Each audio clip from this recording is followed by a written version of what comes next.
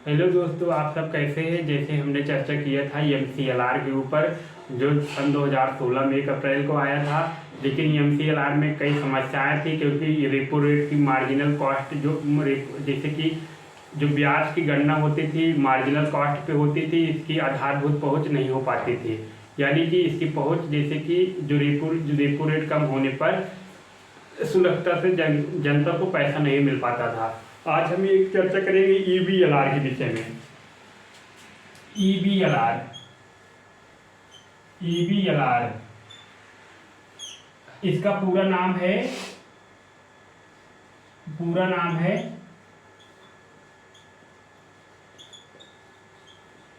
External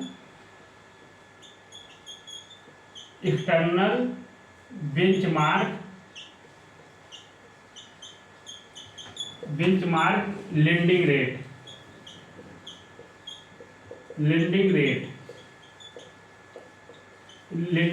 ये कब आया? ये आया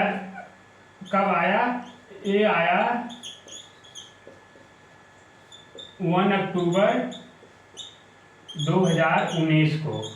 अब बताते क्या है। देखिए, पहले हमारा जो एमसीएलआर था वो इंटरनल फैक्टर को लिया जाता था, गणना करते थे। लेकिन मैं एक्सटर्नल कॉस्ट को एक्सटर्नल लेना। ईबीएलआर क्या है? यानी एक्सटर्नल बेंचमार्क है। एक्सटर्नल बेंचमार्क में जैसे कि क्या होता है, इसमें हम लेंगे रेपो रेट। जैसे एक्सटर्नल बेंच यानी कि ईबीएलआर हाउ टू वर्क ईबीएलआर। अब देखते हैं हाउ टू वर्क ईबीएलआर कैसे वर्क करता है। How to work EBLR. देखिए, एक्सटर्नल बेंचमार्क लेंडिंग रेट कैसे काम करता है। सबसे पहले नंबर ये काम करता है रेपो रेट। आपको बताते हैं रेपो रेट 4 मानक लिए जाते हैं। रेपो रेट, फिर 91 डेज ट्रेजरी बिल्स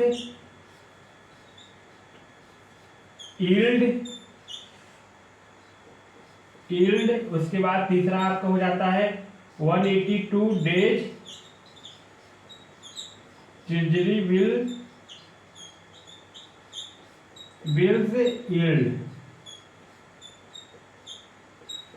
फिर उसके बाद आपका हो जाता है चौथा एनी अदर क्या financial benchmark India private limited.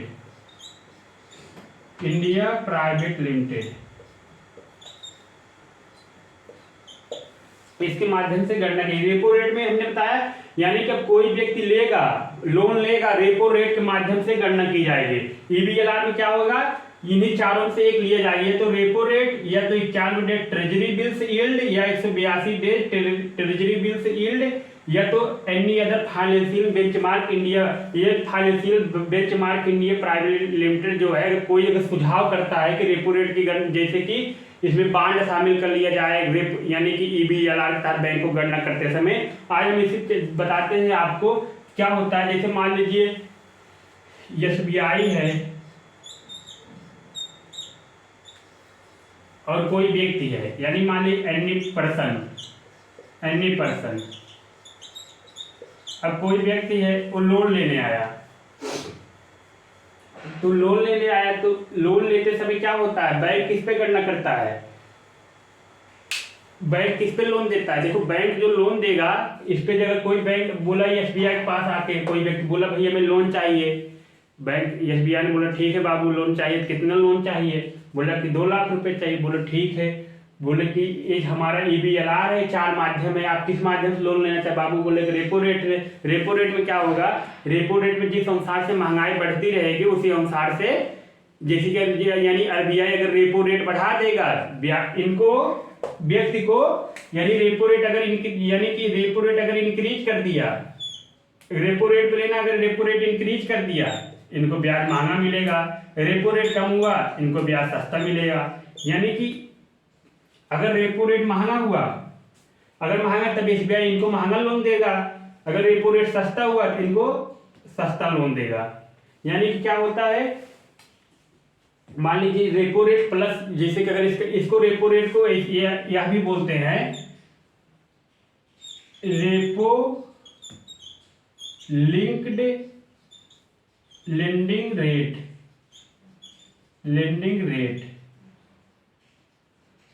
यानी RLLR भी बोलते हैं।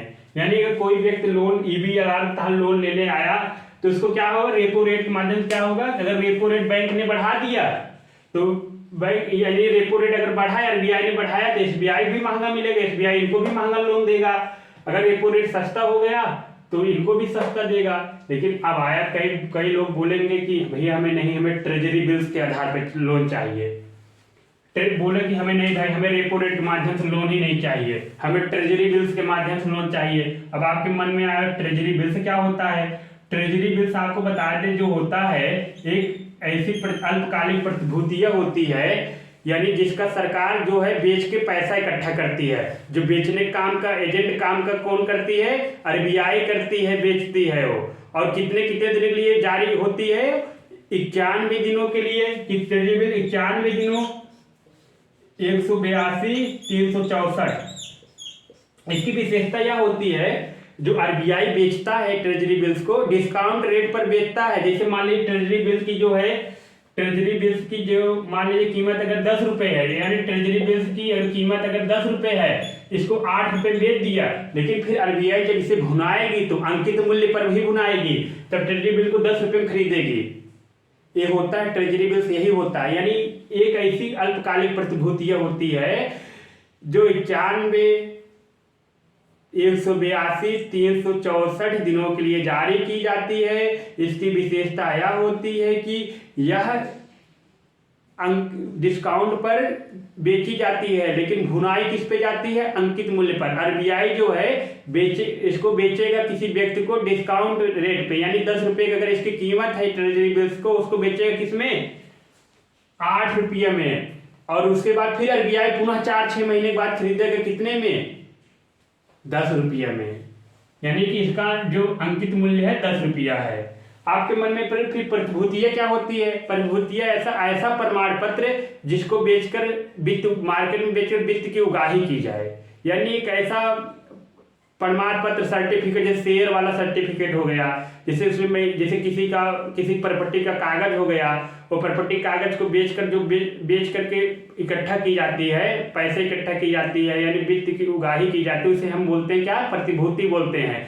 यही प्रतिभूतियों को सरकार जो बेचे खरीदे उसको ट्रेजरी बिल्स बोलते हैं। अगर सरकार जैसे कि बेच रही, सरकार भी भैया पैसा आवश्यकता पड़ती है।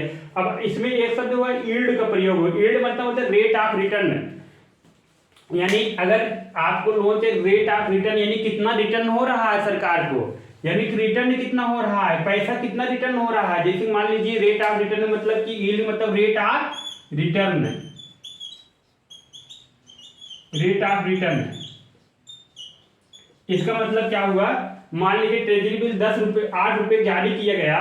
अब इससे सरकार मार्केट में जारी करे, लेकिन इससे देख रहा है रिटर्न कितना होता है, 40 रुपये, 20 रुपये। इसके आधार पर भी जो EBLR का ब्याज है इसके आधार पर भी निर्धारित किया जाएगा, रेट ऑफ रिटर्न होता है यील्ड। और फिर यही है ट्रेजरी बिल। फिर any other financial benchmark India private limited यह भी जारी करेगा, बोल देगा कि भैया इसमें तुम 10 वर्ष के लिए बांड भी जारी कर रख लो। बांड जो हो जाएगा तो क्या हो जाएगा, बांड हो जाएगा 10 वर्ष के लिए, तो बांड के आधार पर EBLR का निर्धारण होगा।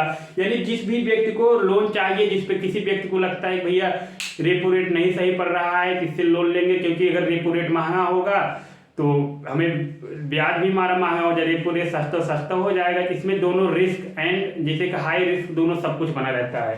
लेकिन इसमें ट्रेजरी बिल में भी रिस्क रहता है भाई, मार्केट डिमांड में सप्लाई काम करता है। अब देख लीजिए कि मांग ज्यादा हो गई है बिल्स की, जैसे कि उसकी खरीद फरोख्त ज्यादा हो रही, इन्वेस्टर ज्यादा खरीदने लगे, तो ये सब समस्याएं इसमें बनी रहती है ये सब। अब इसमें आता है कि इसके लिए कौन एप्लीकेबल होते हैं, इसके विषय में हम चर्चा करते हैं।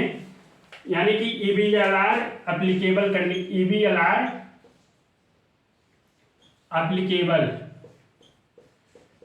एप्लीकेबल योग्य कौन है, देखो EBLR के लिए योग्य कौन है, पहले नंबर इसके अंतर्गत रखा जाएगा कौन, फ्लोटिंग लोन,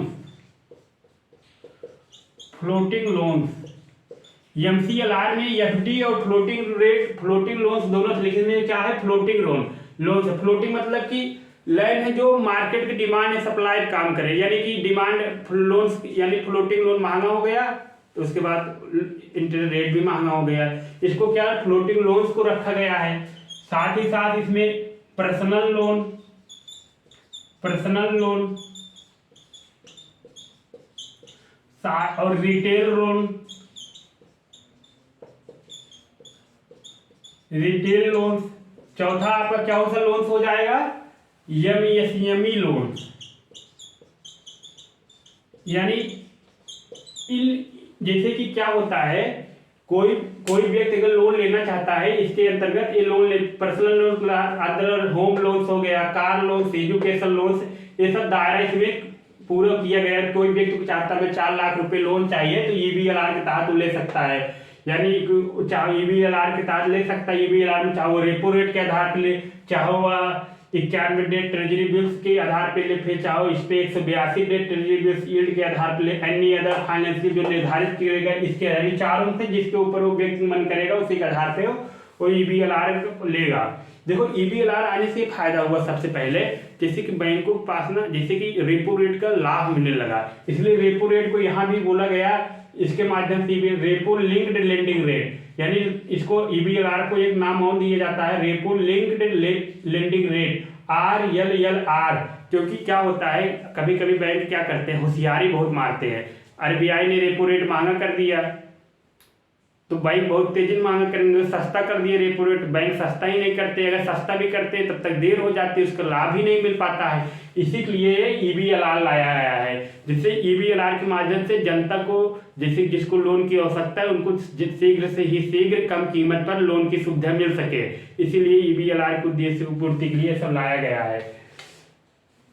अब बात आती है कि जो फाइनेंशियल बेंचमार्क है इंडिया प्राइवेट लिमिटेड है, ये कब बना है, ये कंपनी एक्ट 2013 के तहत बना है, कंपनी एक्ट 2013 के तहत बना है। ये 2014 में इसका गठन हुआ है, financial benchmark Indian private limited. इसका काम यही है जैसे कि एक लोन के रेट्स को निर्धारित करने में अपनी भूमिका निभाना, कि लोन किस बेसिस पे निर्धारित किया जाए, ये सब इसका काम होता है financial benchmark India private limited का। ठीक है, इसी के साथ धन्यवाद। कल हम चर्चा करते हैं और जैसे कि विभेदात्मक ब्याज दर क्या होता है, ये सब मुद्रा स्थिरीकरण योजना क्या होता है, इस सब विषय में विस्तार से चर्चा करते हैं। इसी के साथ धन्यवाद।